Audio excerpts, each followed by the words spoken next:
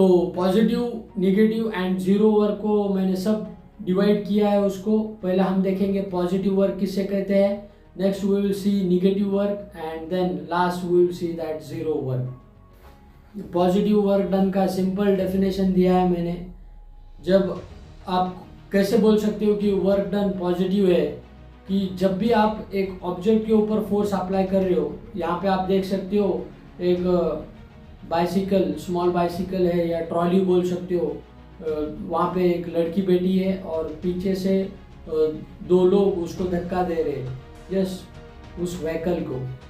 तो क्या हो रहा है कि direction of the motion of the body, जो मोशन ऑफ द बॉडी है या उस मोशन ऑफ दैट ऑब्जेक्ट बोल सकते हो, उस लड़की का जो मोशन है जो उस व्हीकल के अंदर बैठी है, वो और फोर्स का जो डायरेक्शन है वो दोनों सेम है, यस। अगर यहाँ पे जूम करूँ तो आपको that is work done is positive when a force acts in the direction of motion of the body. Motion of the body जो है एक राइट साइड की तरफ जा रही है, यस, और वो जो उसकी मम्मी है, उसका भाई है, एक ही डायरेक्शन के अंदर फोर्स अप्लाई हो रहा है, as well as motion of the object is in same direction.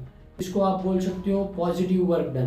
Negative work का डेफिनेशन दिया है, work done is said to be negative. जब आप भी आपने पॉजिटिव वर्क डन देखा, निगेटिव वर्क डन क्या होगा, पॉजिटिव वर्क डन का अपोजिट होगा। अगर एक तरफ बॉडी का मोशन ऑफ द बॉडी एक तरफ है, फोर्स अप्लाई हो रहा है अपोजिट तरफ, ठीक है।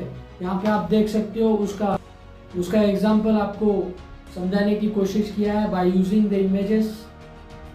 एक गोलकीपर है और वो फुटबॉल को कैच कर रहा है, यस।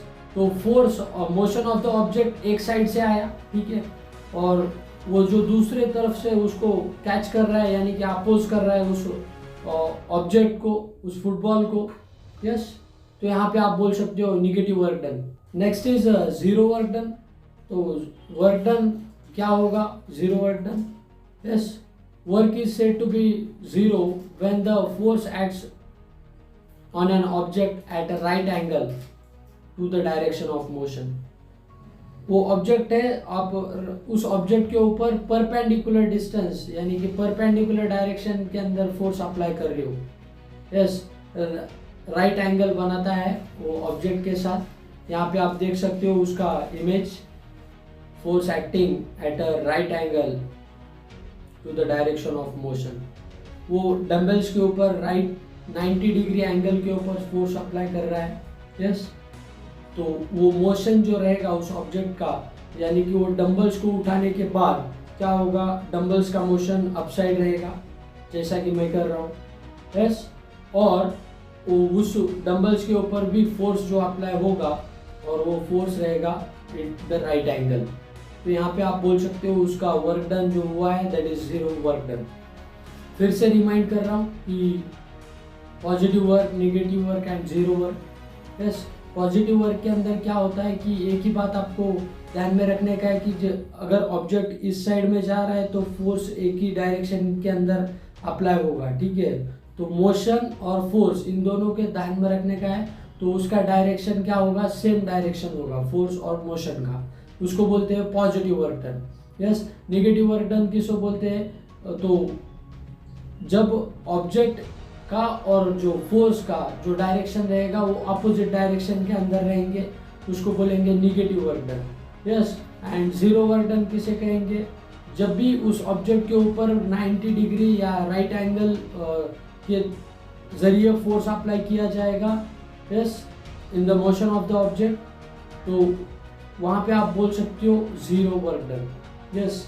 आप जीरो वर्क डन का और सिंपल एग्जांपल देख सकते हो कि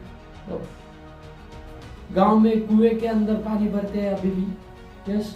कुएं में पानी रहता है तो एक जो बकेट रहेगी एक रस्सी से बांधा जाता है और वो बकेट को उस रस्सी के जरिए उसको फेंक दिया जाता है कुएं के अंदर, यस। तो एक हाथ में जो आदमी बाहर रहेगा कुएं के बाहर, उसके हाथ में रस्सी रहेगी एंड जो कुएं के अंदर वो बकेट फेंकेगा, तो क्या होगा वहाँ पे आप जीरो वर्क डन बोल सकते हो। वो 90 डिग्री अंदर यानी कि right angle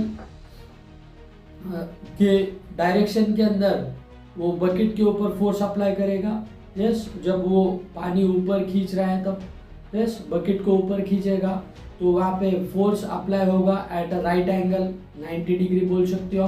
and direction of motion, वो बकेट भी क्या होगा उस कुएं से ऊपर आएगा।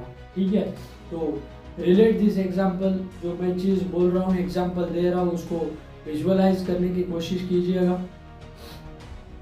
तो these are the point for positive work, negative work and zero work.